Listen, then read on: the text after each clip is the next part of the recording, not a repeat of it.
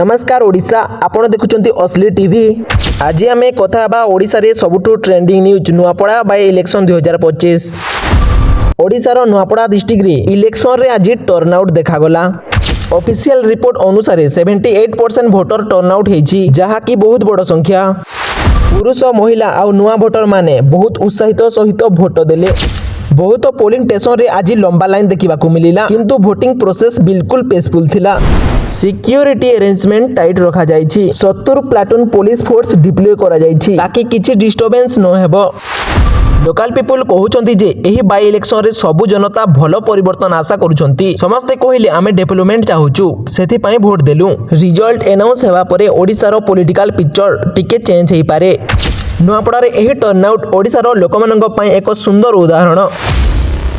तो आपण माने कोन भाबिले एही रेकॉर्ड टर्नआउट परे? चैनल को सब्सक्राइब करी वीडियो को गोटे लाइक करंतु एवं कमेंट सेक्शन को जानतु और कोन भाबिले लेखंतु।